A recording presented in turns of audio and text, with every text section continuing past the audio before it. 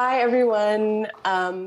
Thank you so much for joining us today on what I hope will be an illuminating panel. I'm super excited for this talk.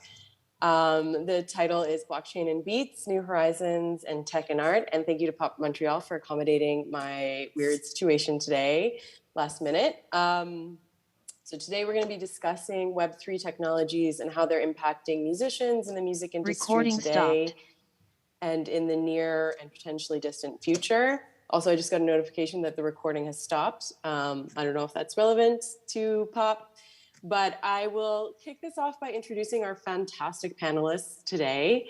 First is Tika. Tika is a multidisciplinary artist, film composer, artistic director, cultural curator, NFT, and Web3 consultant and activist. Tika makes an impression on everyone she encounters and is a strong advocate for female artists and creatives. Tika added film scoring to her repertoire in 2019 after graduating from the Canadian Film Centre in 2021. To date, she has scored 8 short films, 4 cartoon series, 4 feature films, and is the 2022 Canadian Academy Award winner for Best Original Music in the film Learn to Swim. This year, Tika started her first non-for-profit organization, Stereo Visual, which aims to teach marginalized musicians and producers how to transition into making music for film in an effort to create equity in the film industry. As a musician, Tika has opened for major R&B heavyweights like John Legend and NAO, and is listed by Complex Magazine as one of the most prolific creatives in Toronto. Tika's debut album was released in the spring of 2021, aptly titled Anywhere But Here. It serves as a brilliant indication of her unique voice, as well as her distinctive resonance and personality as a developed artist, with many critics internationally hailing Anywhere But Here as one of the most powerful releases of 2021. In addition, Tika was the only Canadian musician to model for Sephora 2 years in a row. Her billboards can be seen all across Canada. While her vocation as an ambassador and creator of music has been well established, her music and sound as a new artist is being unleashed to make a very durable impression in order to gracefully provide what this generation has been missing musically. 2022 will see the relaunch of the artistic side of Tika. Everyone, please join me in welcoming Tika to our panel. As well, we have Francis joining us today. Francis Stasio has a decade of experience working with the world's top DJs and indie record labels, namely Tika and Turbo Recordings, Loco Dice and En Couleur, DJ Tennis and Life and Death, and No Such Thing in Timetable, to name a few. A Montreal native, he has spent time abroad studying music business at UCLA and working at K7 Music in Berlin.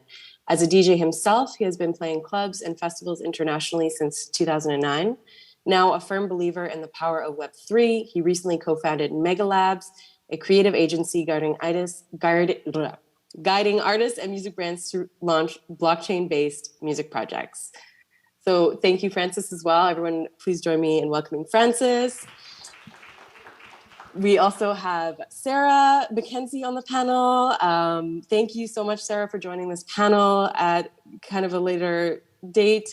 So Sarah is a creative producer and music journalist who works at the forefront of music, technology, and social good. Over the past decade, she has produced visual and written culture editorial for agencies, production companies, brands, and media companies like Red Bull Music Academy, CBC, the National Film Board of Canada, Jigsaw Productions, Chanel, Sidley, Coach, and more. Sarah reports on music and technology trends within the music industries for outlets like CBC Music, and is a music industry programmer for the MuTech Forum. Previously, she was the head of content at Red Bull Music, spearheading the production of music videos and Canadian music documentaries. Her work has been featured in the New York Times, Resident Advisor, Rolling Stone, Pitchfork, and more. She sits on the jury of the Polaris Music Prize and is currently spearheading a documentary on the possibilities of Web3. We're so lucky to have you with us today. Thank you, Sarah, for joining. Everybody applaud, yeah. And I'll introduce myself briefly. I'm an artist and media professional based in Montreal. I've spent the past 5 years working in the music industry as a project manager. I've also worked on projects in film, music, the arts, academia. I co-designed a music and tech incubator called Pathwaves in conjunction with OCAD and Phi for musicians. And I've worked on documentary film products, directed shorts for the likes of CBC Arts and more. I maintain my own art practice as a conceptual and intermediate artist, rooted in video, photo, sculpture, sound, and the internet. And I've been part of the HTML Festival. My work has been shown at Eastern Bloc and more. So that is who you have today on the topic, discussing the topic of Web3. This is a pretty big topic, and I'm going to have to ask the panelists today to help me with this first segment, because I want to get a bit of a sense of where everyone who is in the audience is coming from in terms of their knowledge. We're not going to spend a ton of time going over definitions, but it is important to spend a bit of time because a lot of these concepts can be really new. So I don't know who among so actually, can I get a show of hands from the audience? Who knows what Web3 is? Almost everyone. Almost everyone. Excellent. Okay. Who knows what an NFT is? Almost everyone. Who could describe an NFT to someone who has no idea what it is? Okay. Can you see the crowd, Lesya, or no? Pardon me? Can you see the crowd or no? No, just the panelists. Relaying the information that. Thank you. So is my understanding correct in that most people do have kind of a base understanding of what these concepts are? Okay.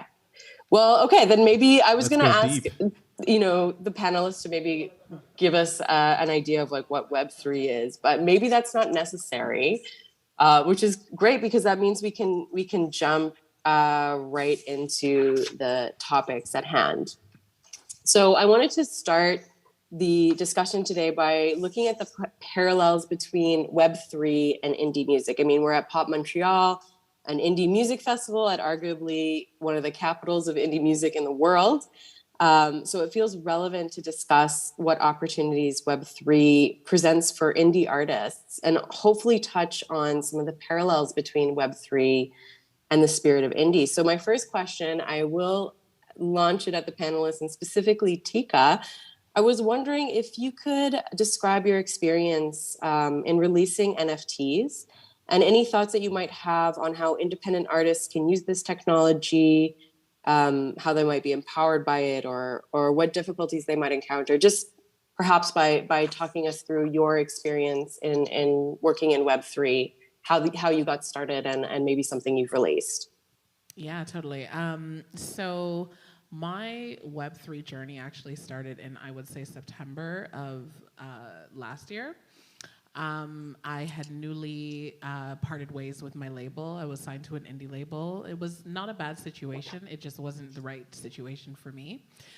And once I parted ways from the label, I was onboarded into Web3 by a girl named Latasha, who essentially is a rapper from Brooklyn, and she basically got onboarded into Web3 by her tech boyfriend, who taught her everything that she knows about Web3. And so she started working for an organization in Web3 called Zora, which is like the main hub in Web3. And essentially after that, Latasha started onboarding other marginalized youth into Web3, predominantly musicians that wanted to learn more about how to mint or sell their music, their singles, their artwork, or their music videos. So because I had just parted ways from the label, I had all of this content that hadn't really accumulated the amount of views that I was expecting being with that label. So I knew that in this particular world, in this particular realm, that I would get more eyes on my work, and predominantly from people that had never seen my work before, from a completely different audience that is majorly in tech. So I minted my first music video, which was Sideways, and I sold it. I sold a token or an NFT for about 11,000 USD, and it garnered maybe around 300,000 views, which was more than what I had gotten when I was signed to the label. On YouTube right now, the music video sits at maybe about 18,000 views, somewhere around that, and that amount of views had been accumulated within I want to say like an 8-month span, whereas in the NFT world, it was drastically faster. I got these views in like 2 months. So it just taught me a lot about guerrilla marketing, trusting my own voice, trusting myself. And, you know, I think that marketing was a massive part of what was lacking in my relationship with my label. Like, I think that they were able to do things for me on a logistic level, but in terms of like knowing how to connect with the people, that's definitely my strength. Like, I'm definitely a people person. I love like getting in there and meeting new people. And so this was like the perfect opportunity for me to kind of like sell or shill. I really hate that term. I renege.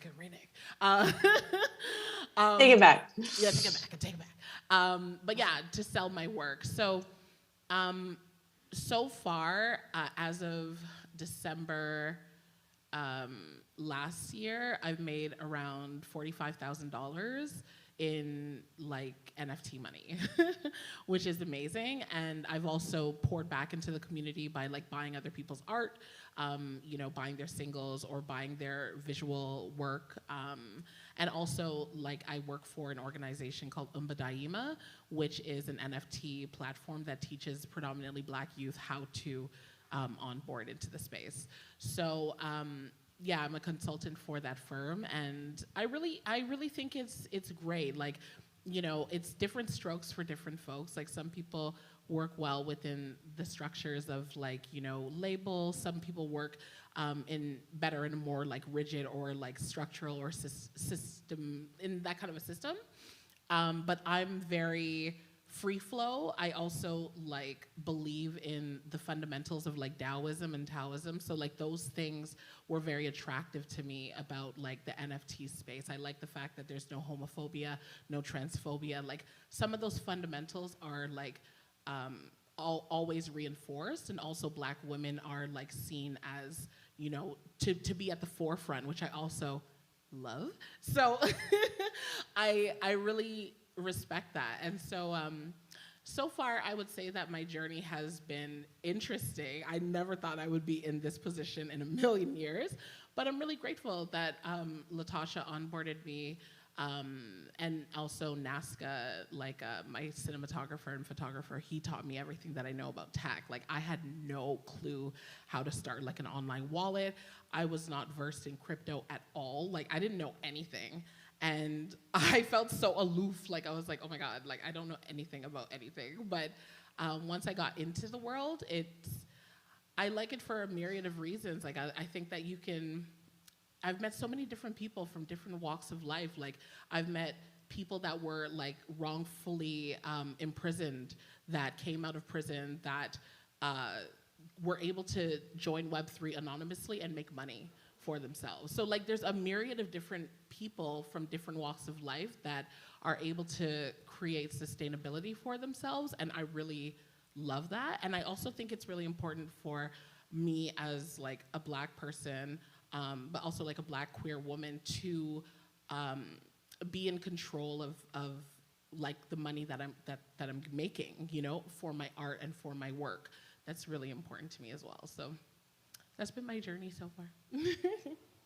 Thank you so much for sharing your journey. I think it does really illustrate the potentials of working in this space for, you know, specifically marginalized artists, but also just anybody who is seeking new revenue sources, new communities.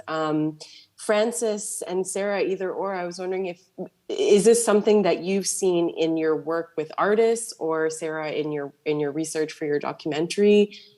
Similar stories, anything that resonates with what Tika has said? Yeah, so I'm coming at this purely from a Web3 lurker perspective. So I don't actually create in the space. I just kind of sit back and report about it. But if you look at the music industry at large, we see a lot of big labels, like the major labels that are investing a lot of resources into Web3 from different perspectives. Like, every day there's a new partnership announced with an NFT platform, and I can only imagine that's like thousands, millions of dollars that are being thrown at it. And yeah, and you're looking at entire units within these labels too that are opening that are Web3 specific. So they have a long-term plan here of how to incorporate Web3 into their strategies, but I actually think that Web3 is anti-major label in the sense that it has this like really interesting DIY ethos to it. Like there's this saying in Web3 that you see a lot on like crypto Twitter where people say like wag me, which basically means like we're all gonna make it. And we see that kind of spirit too in the indie scene. And so there's this irony of having these major labels come at it so strong when actually they're kind of at risk of being eradicated in the process, because Web3 is anti-middleman. And so what I think is really cool about the work that I'm seeing artists do is that all of a sudden independent artists are able to take control and monetize their work in ways that haven't been possible previously. And I'm gonna throw some numbers out here, so bear with me, but I believe the numbers are that NFT music sales to date are sitting at about $161 million, USD, not CAD, so even more impressive. That's important. Very important. And around 70% of those sales are attributed to independent artists. So that's a pretty important statistic to keep in mind. So it's been really exciting to see people from many different perspectives, like not even through NFT sales. I think NFT sales are like just a portion of everything else that's happening right now. But just in the way too that artists and labels are creating communities and then being able to tap into new monetization opportunities through that has been really interesting to see. It's certainly very, very dynamic and changing all the time. I was reading today about Hype Machine, which you might remember as a mid-2000s tastemaker who has partnered with Zora to create a streaming platform. I was listening this morning to Tika's music on it, which I thought was quite interesting. And you can see with any piece of music on that platform who has purchased the NFT or whatnot. So it's definitely seems like it's already disrupting, and I understand why the majors are scrambling a little bit and trying to find their footing in it. Francis, you come at it too as somebody who's worked in the music industry and is now working independently with Mega Labs, is my understanding. What are your experiences working with artists and helping them navigate? Are people familiar with this tech, or do you do a lot of explaining? A lot of explaining. It's yeah, there's a huge part of it is like education and just kind of getting people up to speed. I think that like this world is it's crazy. It's very vast, and even NFTs themselves, even if you view it as a format, it's like nothing we've ever seen before. So it's kind of hard to wrap your head around it, especially when you talk to like, you know, the media tends to talk about and highlight maybe certain sides of NFT use, which aren't really the most interesting, or like, you know, so people's, you know, general people's ideas, like when you talk about NFTs, the images that come up are not what we're trying to do. So trying to get them to understand even just the format as a medium for artistic expression beyond the Bored Ape Yacht Clubs and the this and the dats and the PFPs and the money and the crypto and the doodles, and yeah, I think NFTs as a format really opens up what is possible in terms of artistic expression online, digital art, communicating and commercializing digital art, creating a more immersive and engaging experience for the user and the fans. And we're just barely scraping the surface of what's possible with this technology, essentially. Like, we're still all just trying to wrap our heads around it. It's super nascent, and it's a bit tricky to use. And I think with time, it's going to become you know, something that we all use every day without realizing it. We're not going to talk about NFTs or blockchains anymore. It's just going to be something that's like powering the internet, and you know, the user experience is going to be really easy and yeah, I think, you know, through all that, you know, Web3 is what's cool is and just going back to the original question, like.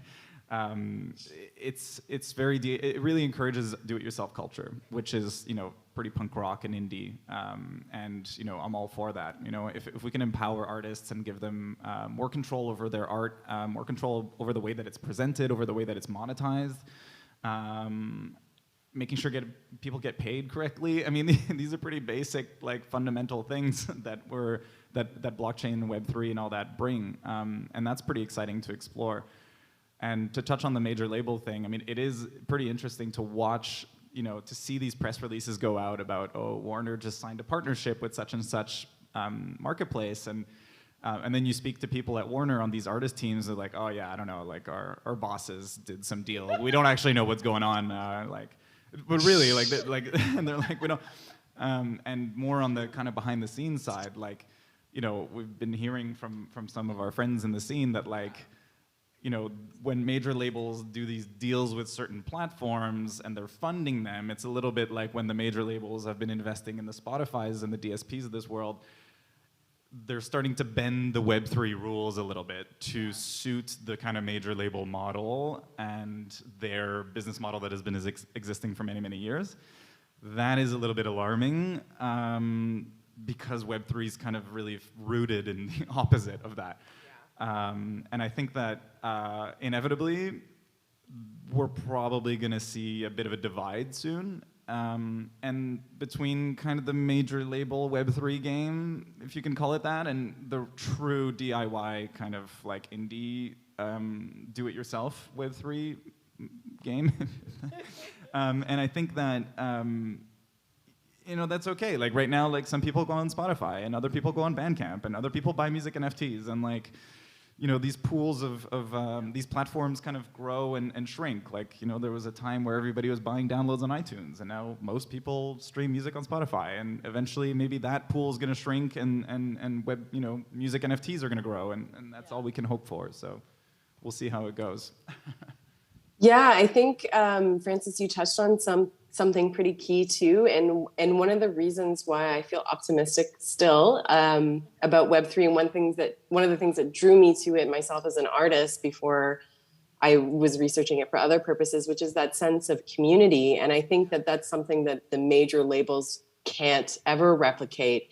And I wanted to talk a bit about that too, is when artists enter the space, one thing that I feel that they potentially become energized by is connecting to a new creative community. And I'll throw this to any of the panelists. What has your experience been in connecting to a new creative community, or was it easy to navigate, difficult? Do you feel that community structure has the potential to kind of resist some of these larger changes that the majors are trying to impose on the space? So I'm just going to throw that as a broad question as a panelist. Maybe Francis or Tika, you want to grab that. I mean, for me, community is everything. Like before I was signed to a label, I depended solely on community to come to my shows, to buy my work, to support my art. Once I was signed, there was a bit of a divide because people within my community felt like I had sold out, and they were like, yo, what's up? Like, we've been doing this, like, what's up? So I had to learn that I think both can exist. I think that there can be a way for even major labels to hire communities into their spaces rather than advocating for people that they feel are best for the role or for the job. I have people that are doing marketing better than folks that work in corporate offices. So, I think that a conversation just has to happen about the deconstruction and the dismantling of these systems which have not been built to serve us, or the realities of what's actually happening in the reality of the world. You know what I'm saying? These labels are built to support, let's have a real conversation, the executives and the people that are aligned with those executives. Let's talk hierarchy, let's talk family, let's talk whatever. But, and there's nothing wrong with that, because if I, as an artist were to start my own label, for instance, it would operate probably in the same fashion. However, I think that's only because that's what we've seen. That's the only example of what we know. When NFTs were introduced into the world, it kind of forced all of us to kind of broaden our scope and be like, oh, whoa, like there's a whole world here and I can do this and do that. It's like, you know, the difference between like having an Android and an iPhone. It's like one is more like, these are your options, and then the other one is just like, you can do whatever you want. You know what I'm saying? So I think it's like, you know, what works for the goose may not work for the gander. Some people, and I go back to what I was saying, like some people like more structure. Some people like the system. They want to feel comforted by knowing that somebody is in control. And I like the idea that my label, I didn't have to worry about like things like, for instance, like I did a Prince cover for my album. I don't know how to clear that, you know what I'm saying? So it's nice to have the cushioning and the support, knowing that legally that was taken care of. But if I was, you know, solely responsible to organize and figure that out as an NFT, child, I don't even know. I just need to live off the grid somewhere so nobody can find me. That's how I would move. So, so there's all these little like mini stipulations that you kind of have to consider and think about in terms of like, you know, what's good and what's not good. But as a person that really advocates for DIY, I think that the beauty of NFTs is that I don't think it's to be considered as the universe, if you will, but rather a tool to augment what you're already doing. It's not the be-all, end-all. It's just like, okay, like now that I've done putting my things on DSPs, let me go over to Web3 and promote it there. You know what I'm saying? But I don't think it's, for me, it's not the space where I intend to reside. You know what I mean? Because these things are kind of fleeting at times. So you kind of have to like, you know, bend and move and shift and stay malleable. What do you think? Totally. I think, I mean, I like what you just said. That, you know, when we approach projects, we always try to find what the artist or the label or whatever the client is trying to do and see how we can apply, how we can use the technology to do what they already want to accomplish. Like, what are your goals? Okay, how do we get there? How do we use NFTs to get there? You know, we're like, don't make art for the medium. Like, you know, let's use the medium to realize your artistic goals. But going back to the thing about community, I mean, yeah, I think it's always been kind of down to the artist to build their own community. But now, you know, with Web3, we don't have to depend on these Web2 giants to reach or to build those communities and reach them, right? Which is one of the big things about Web3 we haven't talked about. But you know, we're not Web3. You can create your own audience and get a direct kind of line of conversation going with them, and know them much better than before. And you don't have to go through the algorithm. You don't have to pay Facebook to reach your people. Like, you know, like that is a huge game changer. Like you're not, you know, right now you're held hostage by the Web2 giants, the Facebooks of this world. You want to shout out about a new song, you got to basically like run ads. Like, you know, like I built a following. Like let me talk to them. Like, you know. So you know, that's a big advantage, I think. And yeah, definitely there is a community vibe. And you know, the tools that we currently use. I mean, even just. I mean, look, Twitter's a Web2 giant, but like it's happening. Like you can reach anyone, you know? Yeah, I didn't have a Twitter prior to Web3. Like I didn't even exist on there. I was like, okay, no. Because it's not really, I like having like interpersonal conversations like this, but also because it's such a small community, like I think it's like 2% of the global population exists in Web3.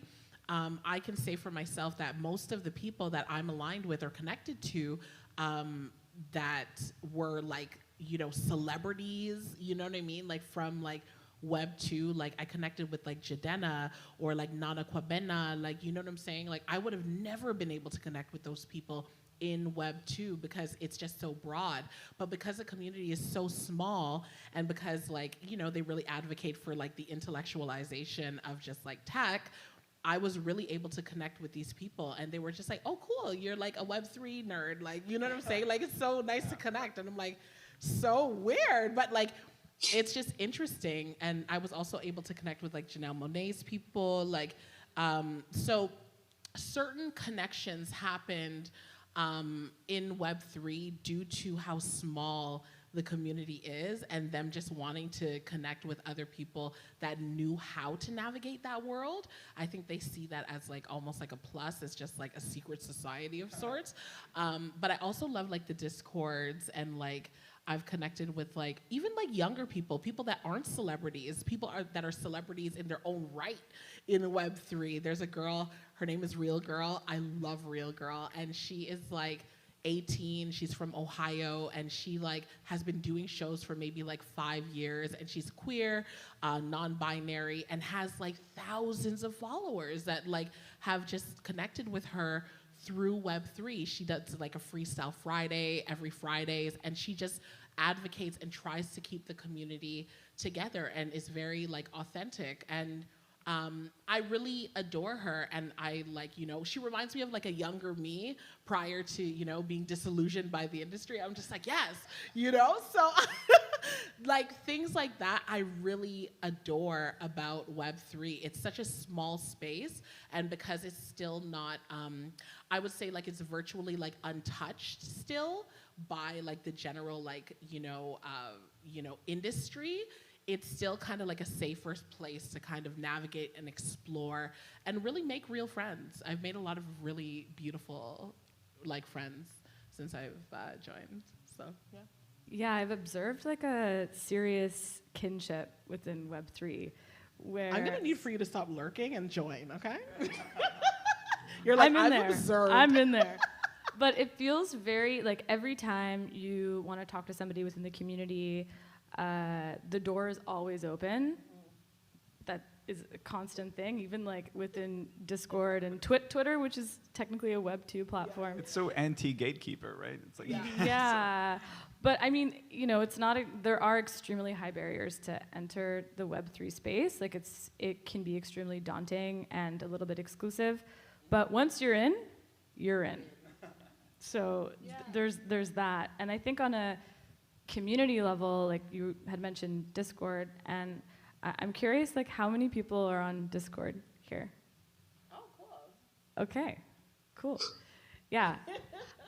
There's so many interesting things to say about Discord, but I've seen like you have artists, you have labels, but you also have people who are working in the music industry as researchers and as journalists who are using Discord and Web3 to incubate research, really important research and data collection on trends within the music industry. And for me, I'm like, wow, that's incredible that this can happen, you know, through Discord of all places, you know, where, you know, home of gamers. Yeah. So It's like, what? yeah, so no, it's so weird. Like someone invited me to like a movie night in the Discord, and I was like, what? And then they literally like played the movie, like the Steel Magnolias, on the screen, and everyone was watching in the Discord, like as like a little community family vibe. And I was like, oh wow, like okay, you know. So I don't know, I love it. Like I think it's like a new and progressive way to stay connected to your audience. But then it also offers you different methods of like connecting with people on. Like I'm a people person, but I've been taught.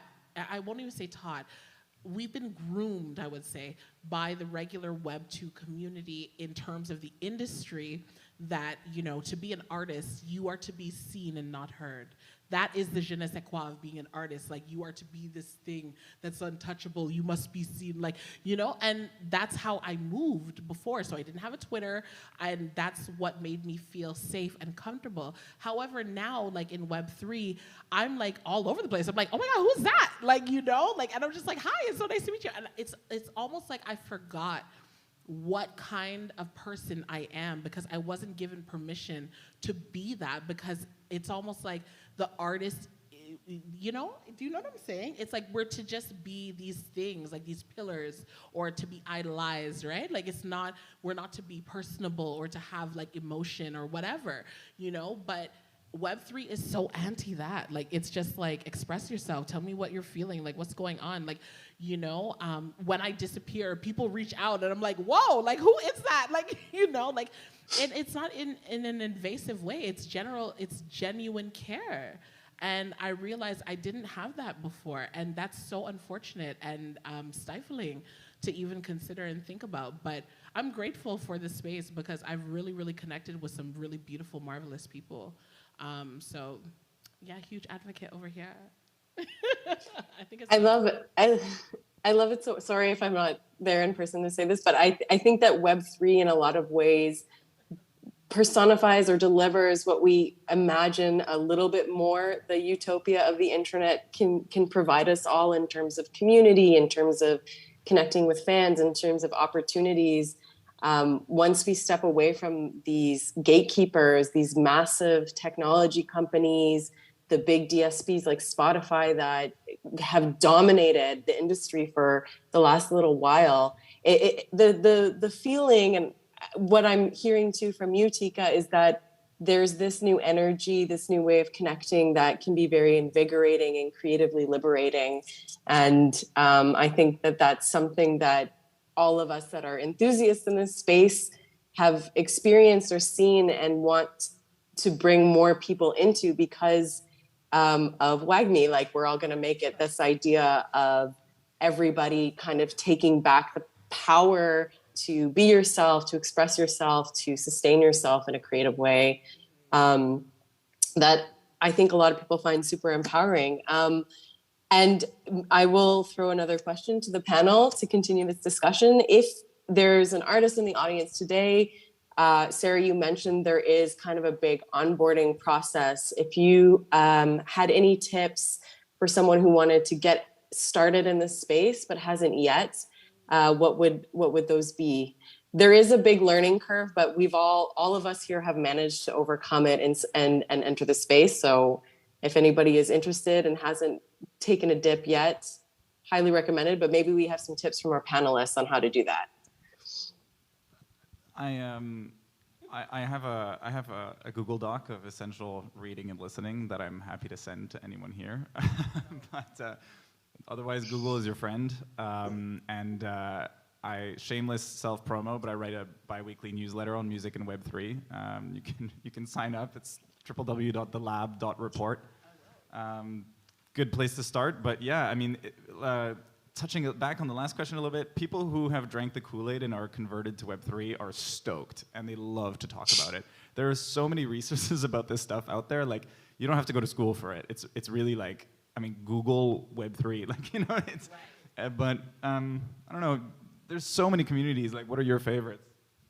Okay, so I would highly recommend like taking Latasha's Zoratopia class. That's how I got started. I learned, and she literally walks you through getting an online wallet first. She explains everything from like Newton to like MetaMask, like what the differences are, how to mint your first piece, where to mint it, et cetera, et cetera. I also think that Daima, the organization I work for, is also great because they're an educational platform. So if you want to get a card from me after, I got cards, honey. But those two spaces, and I really, really highly advocate for Zoratopia because they're kind of like the hub. She will definitely walk you through the process, and I'm the kind of person like, I am like, you know, a visual person. Like, I can read, but I'm like, I'm not really understanding what's going on here. So if somebody's like explaining it to me, you know, it's a little bit better to receive the knowledge. There's also a really great platform called Future Surf. And if you're a musician, like a new and upcoming musician, and you want to share your music or your art, they have like a Twitter space every Monday and Wednesday, and they are so funny and so like hilarious. Like, I adore them.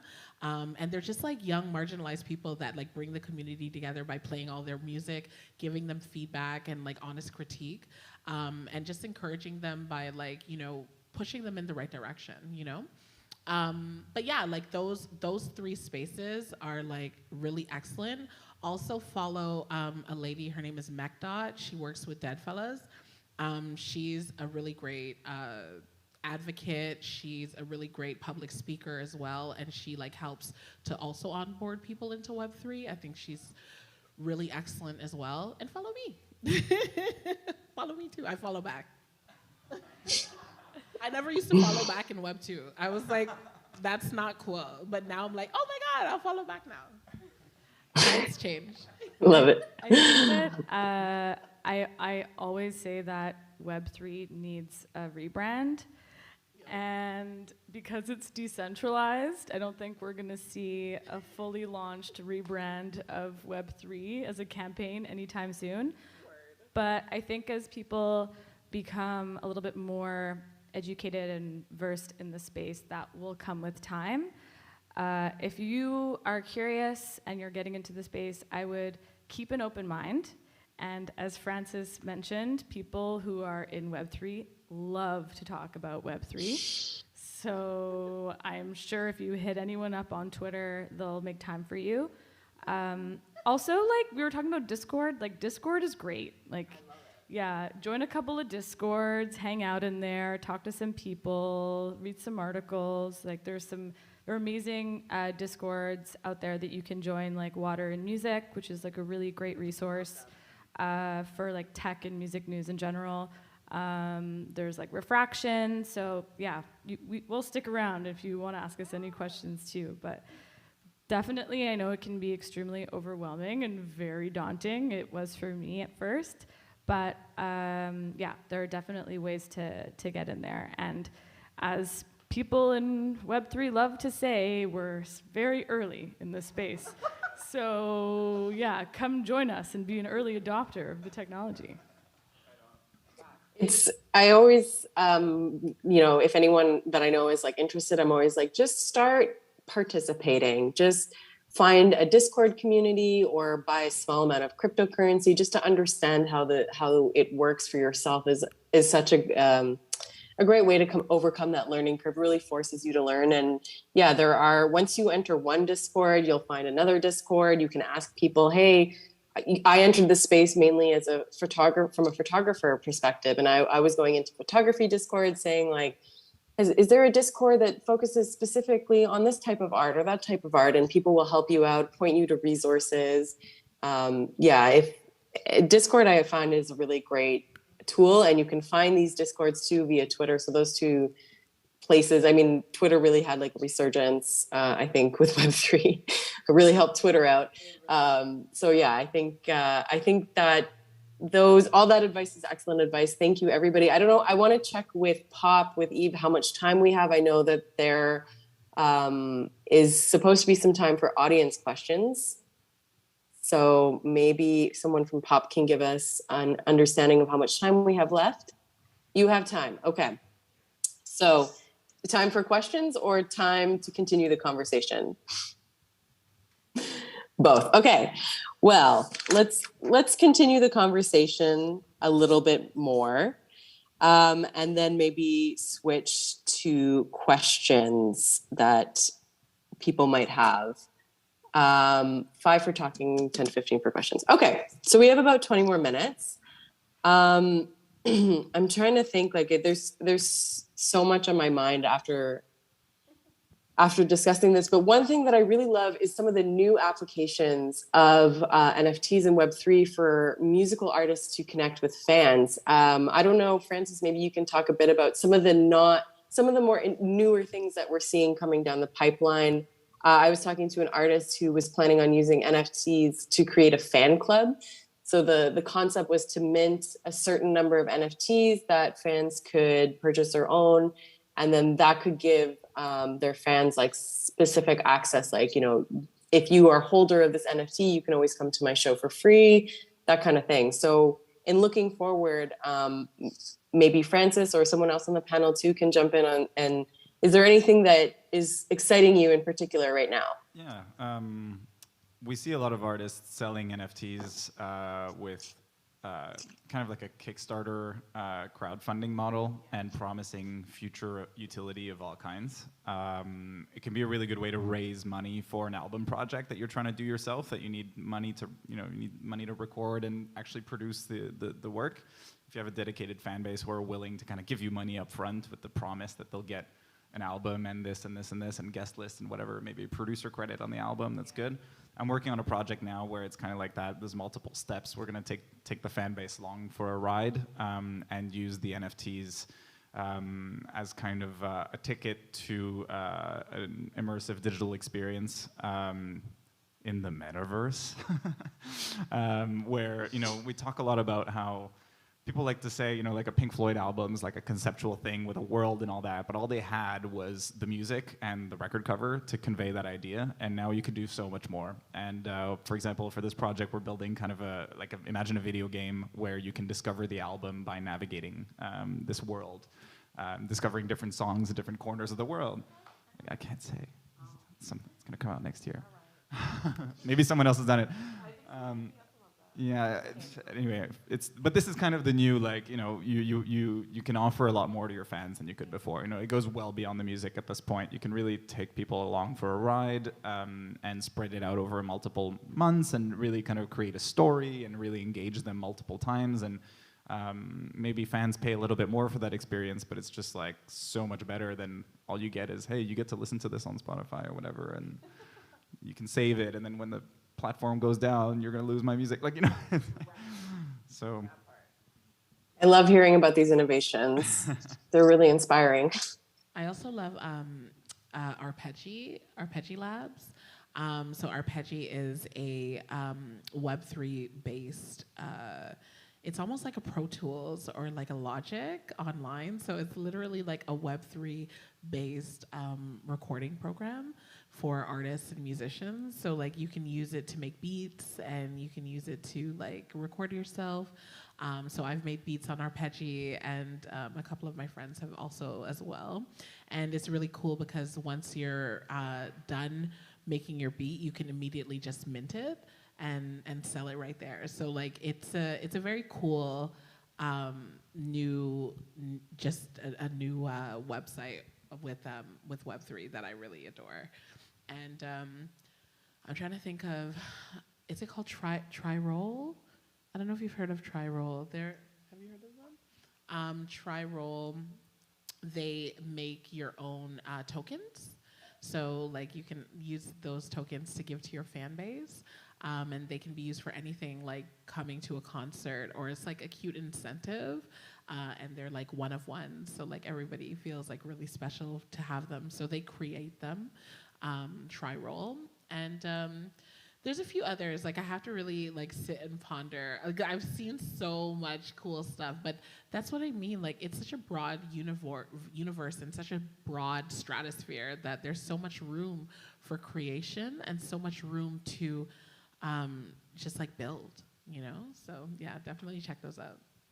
And I think that Web3 also kind of proposes new meaning for the value of building and strengthening these fan-artist relationships. Like you see artists launching their own Discords, offering tokens, and needing tokens to join these Discords, and providing so many different benefits through that, and having the opportunity to join these Discords and communicate directly with your favorite artists and, weigh in on the brand of sneakers that they should buy, like stuff like that. That is unprecedented, and it's a bit of a choose your own adventure too in terms of how much you want to invest in these artists,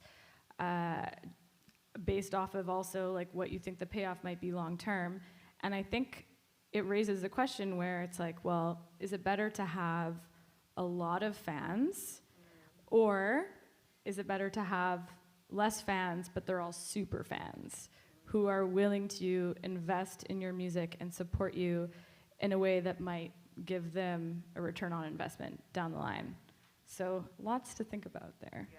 I mean, just speaking about value, like putting value back into recorded music, like it's been years of a model of diminishing returns, of like chasing after fractions of pennies for streaming, and now you can finally sell a song for what you feel it's worth, and people who believe in you will pay what they think it's worth. And being able to have full control over the way that your music or your digital art is monetized is incredible, really.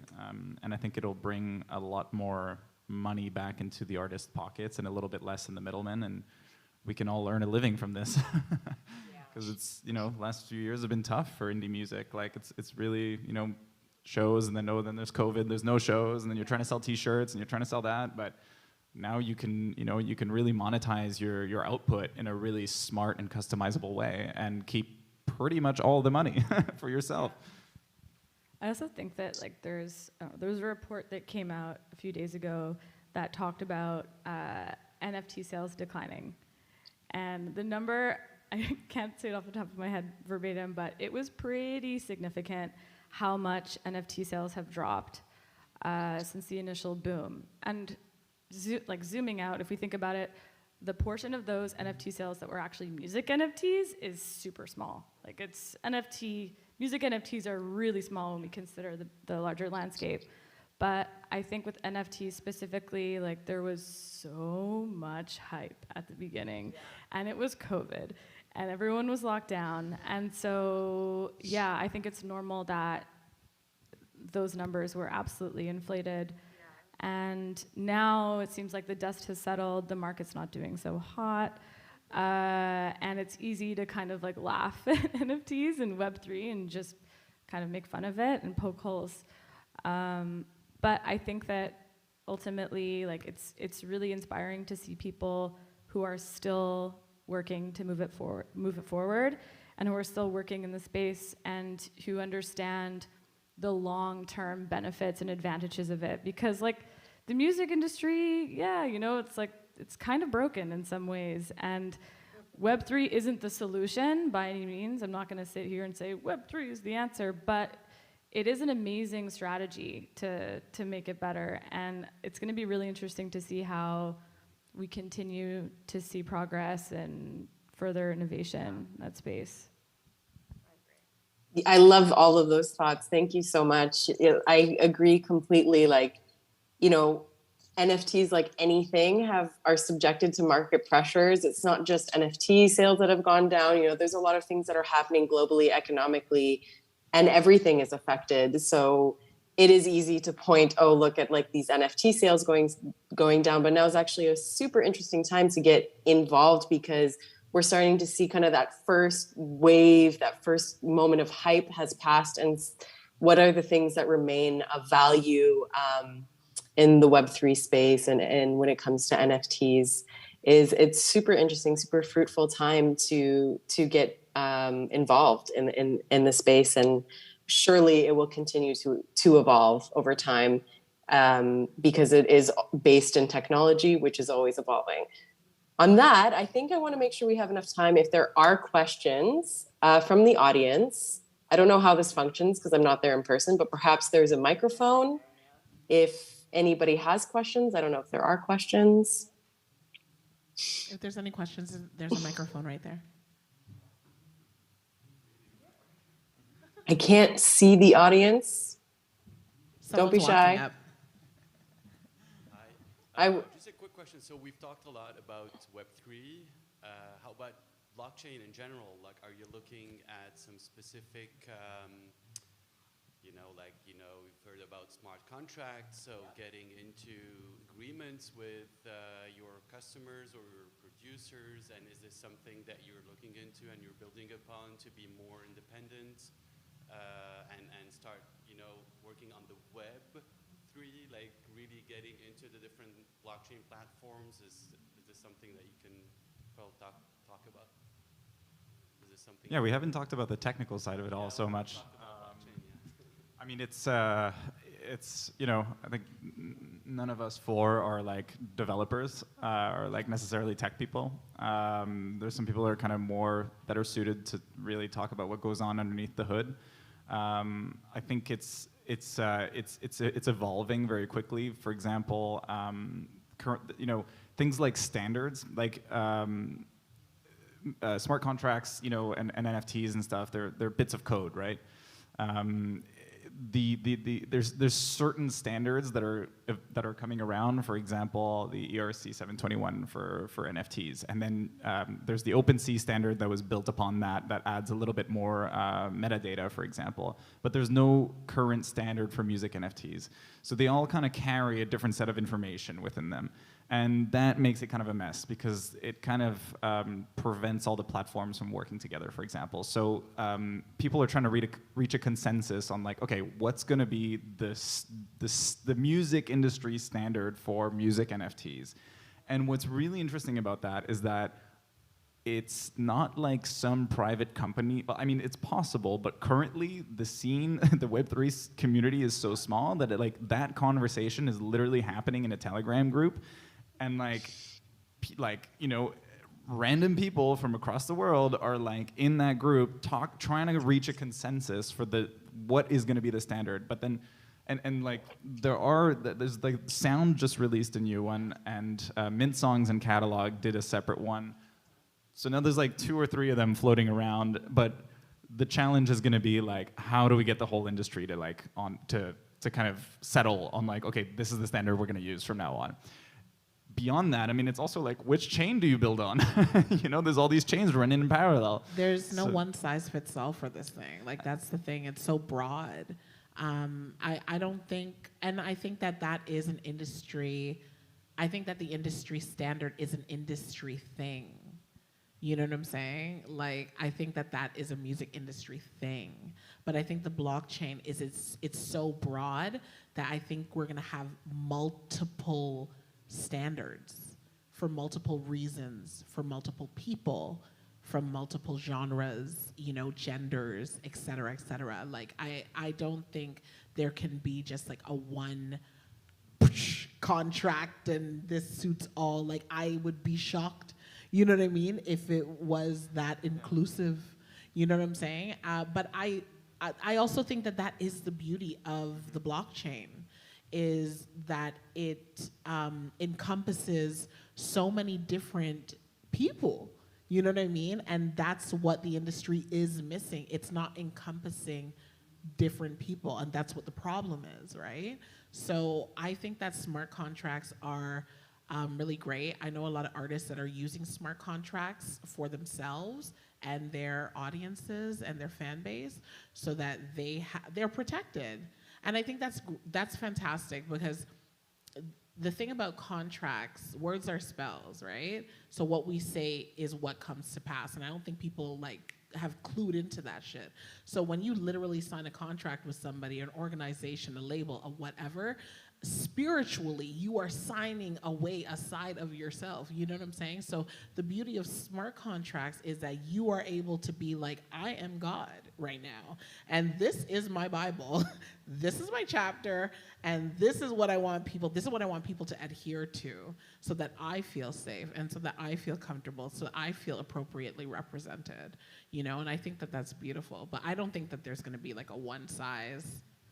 I mean, I'm sure there's going to be like some, like anything, there's some that are going to be more popular than others, but what's cool about Web3 is like everything's kind of open source. So like everything's like, it's like Lego. Like you can just, you can build upon anything that's out there and make it your own. So the possibilities are endless. I think for like mass adoption, we'll probably need some standards to come around. And I think once there's like money to be gained by certain parties, it'll help the adoption and yada yada yada, but we'll see how it plays out.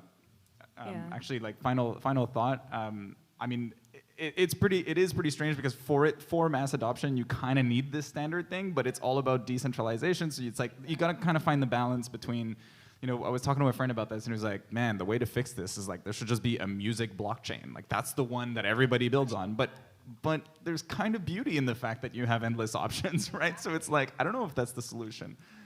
Chaotic good. There's a lot of experimentation and a lot of patience. But I also kind of want to add to that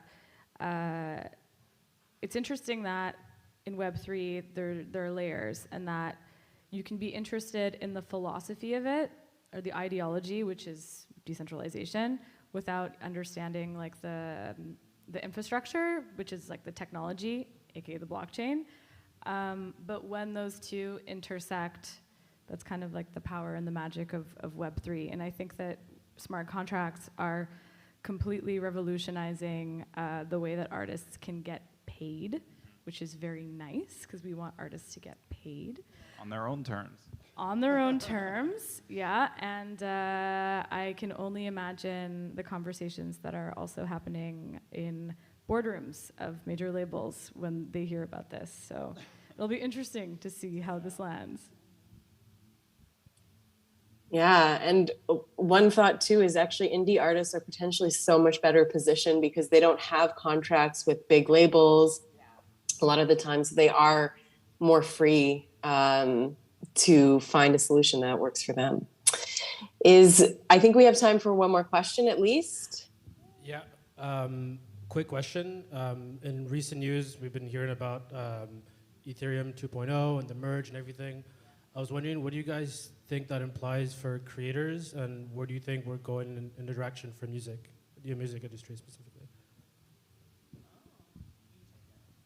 I mean, just how the new like post-merge Ethereum. Like how they're saying that it's supposed to make like everything more green and more eco-friendly. Like, do you think that there's going to be a shift within the music industry with how we approach NFTs? I think Ethereum's kind of always been at the core of like any kind of Web3 stuff that features utility because of just the way that it is. I think that it is kind of the most popular blockchain, and I think the fact that it's now more green at least fully eliminates this like annoying discourse of like, but like Web3 is bad for the environment. And it's like, then you actually look at the stats and you're like, oh, like YouTube consumes way more energy than Ethereum, like way more. And like nobody's complaining about YouTube's like impact on the planet. Like minting an NFT now is like less like less impactful than like posting a tweet or whatever. Like I read that the other day. I don't think it's going to change that much. I think I was hoping that like the value of Ethereum was going to skyrocket and I was going to get rich, but that didn't happen. So I think it's kind of same old. It's just that now it's like more efficient, and I don't get the sense that it disrupted that much. I think if anything, people are going to like feel more comfortable using Ethereum now, because before it was really appealing to use a side chain that was like less taxing on the environment or less power intensive. Whereas now it's like they're all kind of equal or more or less equal. So perhaps people are going to be more dependent, going back to Ethereum, if anything. I mean, what happens is that like if you're an Ethereum user, not everybody wants to be on like 7 different chains with like 7 different kinds of coins, and like it gets kind of messy. Like, and Ethereum has the most users. So if you're trying to get something off the ground that's already a small enough community in Web3, it's now that the sustainability thing is out of the window, you may as well go where everyone is, because it's hard enough to get people into Web3. Like, you don't want to get them to like mint, like, okay, now you got to go on this like obscure chain and you got to make another wallet and you got to buy this other token. And it's like, that's a lot to ask for. If everybody's already on Ethereum, it's like, maybe start there, but I don't know. I mean, I think, I don't know, like different strokes for different folks. Like there's a lot of people that gravitate towards Solana lately, like, and I just think it's various audiences for various reasons, right? Like there's people that mess with Solana that don't mess with ETH. There's people that mess with Bitcoin that don't mess with, like, it's just like, but for me, it's like, as an artist, I look at it like, why would I X myself out of a community that would benefit from learning about my art? So it might be a little bit more work, but I mean, I could go the broad way. It's just, you're just missing out on other people. So I think it's just, it's not a one size fits all. It's like whatever suits you, And I think the merge in general, like I think people who are daunted by the amount of work that it takes to get into the space are like, oh, it's bad for the environment. Okay, I'm just not going to do it. I'm just going to keep going. But I think now that that's changed, I think that we're going to be seeing a lot more openness to it. I think that it's going to take some time, specifically in the music industry, for us to notice like a direct kind of like cause and effect correlation to the merge. In that context, I don't think it's going to be like, all right, everyone's in Web3 now. I think it's going to take time, but I think it now provides like a better vibe for people to come into Web3. Yeah. Better platform, yeah. One less thing to counter, one less argument to counter. Just like, you're like, no, look, this like sustainability thing is fixed. Like, don't worry about that. Yeah, I think prior to the merge, in talking with some other artists, I know artists that were like, I only use Tezos because I can't justify the environmental impact. And I mean, the great thing about having, like different chains is some people decide to release different types of projects on different chains. You know, maybe something more experimental on Solana or Tezos versus something that, is really like slick and official for Ethereum. But I am also quite glad that it has, in some ways, helped people who were very concerned about the environmental impact maybe feel a bit better about, participating in ecosystems that are built on Ethereum. Are there any other questions? I'm not sure we have time, but I don't see anyone at the. That's time. So Eve, let me know that that's time. I will take this moment to thank Pop Montreal, to thank the panelists for sharing so much of their experience, so much information with you all. I know that this will live on the internet if anybody wants to revisit anything that was discussed here today. I know I'm not there in person. Please feel free to reach out to me on the internet. I so wish I could be there, but COVID got me. You can find me at Lesya Nak on any platform. And I hope that you're able to continue this discussion. I don't know if the panelists will be there afterwards, but either amongst yourselves or with the panelists. And again, thank you so much for joining us today for this talk on the future of music in Web3. Thank you. Thank you. Thank you. Thank you for having us.